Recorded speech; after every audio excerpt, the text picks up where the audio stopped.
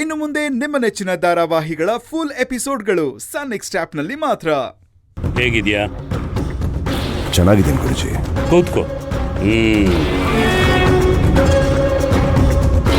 ಯಾಕೆ ರಾವಣ್, ಇತ್ತೀಚೆಗೆ ನನಗೆ ಫೋನೇ ಮಾಡ್ತಿಲ್ವಲ್ಲ? ಹಾಗೆಲ್ಲ ಏನೂ ಇಲ್ಲ ಗುರುಜಿ. ರಾವಣ್, ಯಾರ್ಯಾರ ಮನಸ್ಸಿನಲ್ಲಿ ಏನೇನು ನಡೀತಿದೆ ಅಂತ ನೋಡೋ ಶಕ್ತಿ ನನಗಿದೆ.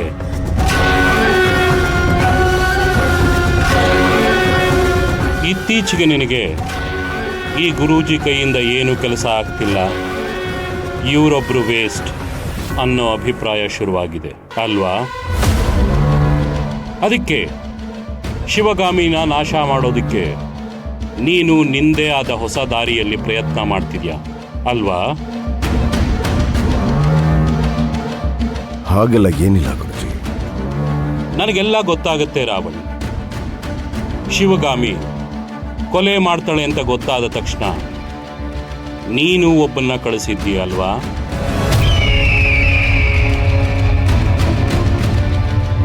ಅವನು ಈಗ ಜೀವಂತವಾಗಿಲ್ಲ.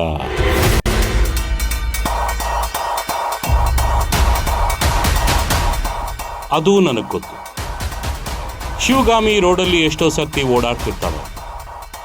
ಅವಾಗೆಲ್ಲ ಬಿಟ್ಬಿಟ್ಟು ಅವಳು ಪೊಲೀಸ್ ಪ್ರೊಟೆಕ್ಷನ್ಲಿದ್ದಾಗಲೇ ಅವಳನ್ನು ಸಾಯಿಸೋದಿಕ್ಕೆ ಒಬ್ಬನ್ನ ಕಳಿಸಿದ್ದಿ ಅಲ್ವಾ?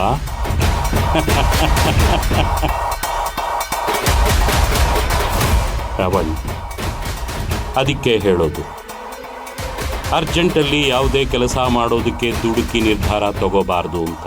ತೀರಾ ಯೋಚನೆ ಮಾಡಿ ನಿರ್ಧಾರನ ತಗೋಬೇಕು ಅಂತ. ಏನ್ ಮಾಡೋದು ಗುರುಜಿ? ಅವಳನ್ನ ಹೇಗಾದ್ರೂ ಮಟ್ಟ ಹಾಕಬೇಕು ಅಂತ ನಾನು ನಾನಾ ಥರ ಪ್ರಯತ್ನ ಪಟ್ಟೆ. ಆದರೆ ಯಾವುದು ಪ್ರಯೋಜನ ಆಗಲಿಲ್ಲ.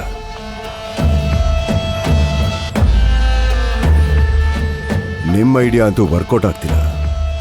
ನಾನೇ ಹೇಗಾದ್ರೂ ಮಾಡಿ ಸಕ್ಸಸ್ ಮಾಡೋಣ ಅಂತ ಪ್ರಯತ್ನ ಪಟ್ಟೆ.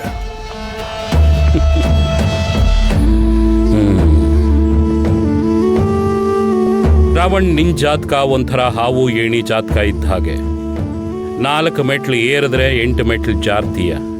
ಆದರೆ ನಿನ್ನ ಕನಸನ್ನ ನನಸು ಮಾಡೋದಕ್ಕೆ ಉತ್ತರ ದಿಕ್ಕಿನಿಂದ ಒಬ್ಬ ಭಯಾನಕ ವ್ಯಕ್ತಿ ಬರ್ತಿದ್ದಾನೆ.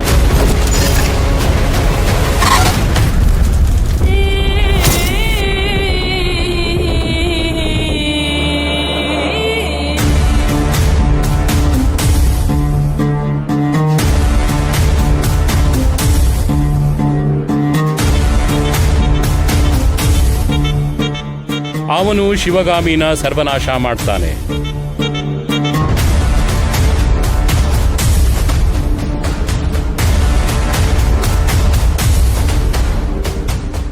ಅವನ ಮಂತ್ರಶಕ್ತಿ ಮುಂದೆ ದೇವಿ ಶಾಂಭವಿನೂ ಏನೂ ಮಾಡಕ್ಕಾಗಲ್ಲ.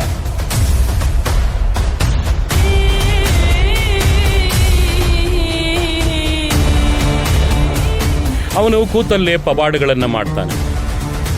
ಮಳೆ ಬೇಕು ಅಂದ್ರೆ ಮಳೆ ಬರೆಸ್ತಾನೆ. ಎಲ್ಲೋ ಕೂತ್ಕೊಂಡು ಎಲ್ಲೋ ಬೆಂಕಿ ಹಚ್ಚಿಸ್ತಾನೆ.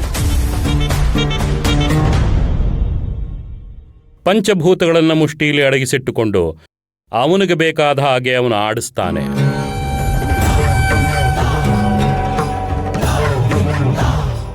ಯಾರು ಗುರುಜಿ ಅಂತ?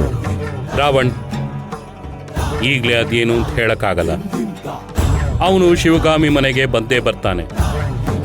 ನೀನೇ ಹೋಗಿ ಅವನನ್ನ ಭೇಟಿ ಆಗ್ತೀಯ.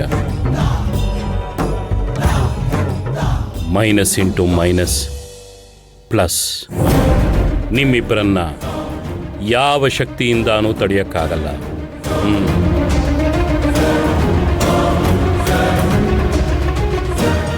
ನೀವು ಹೇಳೋದನ್ನ ಕೇಳಿದ್ರೆ ಯಾವುದೋ ಕತೆ ಪುಸ್ತಕ ಓದ್ದಂಗೆ ಅನ್ನಿಸ್ತಾ ಇದೆ ಗುರುಜಿ. ಇದೆಲ್ಲ ನಿಜವಾಗ್ಲೂ ಆಗತ್ತಾ? ಈಗಲೇ ನಾನು ಏನು ಹೇಳಲ್ಲ. ಅವನು ಬಂದಾಗ ನಿಮಗೆ ಅದು ಗೊತ್ತಾಗುತ್ತೆ.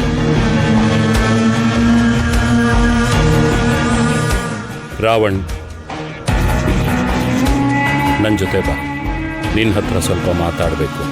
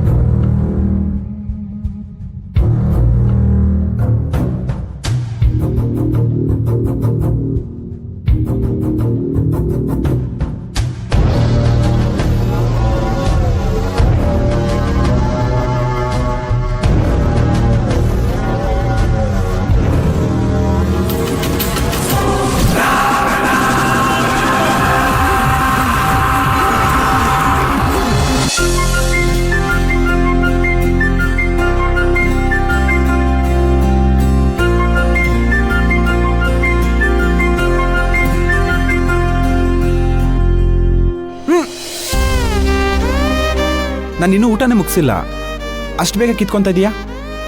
ನನಗೆ ತುಂಬಾ ದಿನದಿಂದ ಒಂದು ಆಸೆ. ಏನಮ್ಮ ಅದು? ನಿನಗೆ ಕೈಯಾರೆ ಊಟ ತಿನ್ನಿಸ್ಬೇಕು ಅಂತ.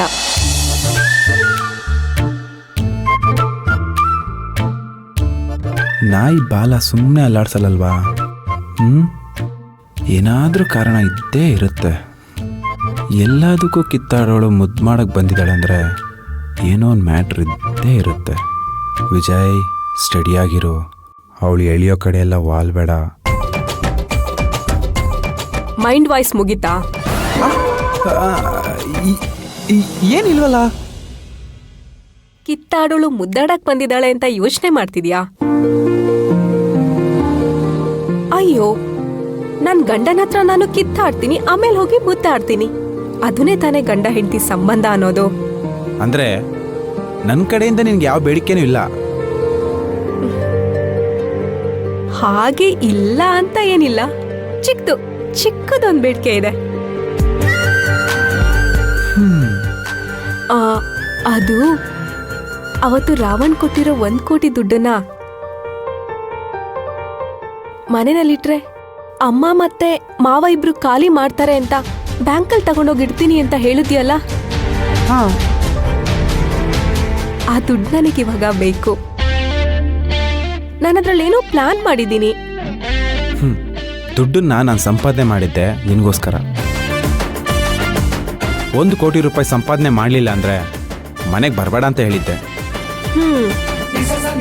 ಅದಕ್ಕೆ ನಾನು ಸ್ಮಗ್ಲಿಂಗ್ ಮಾಡೋದಕ್ಕೆ ಒಪ್ಕೊಂಡಿದ್ದು. ಈಗ ಆ ದುಡ್ಡನ್ನ ನೀನು ಕೇಳ್ತಾ ಇದೀಯಾ. ಆದರೆ ಅದರಲ್ಲಿ ಒಂದು ಸಣ್ಣ ಸಮಸ್ಯೆ ಇದೆ.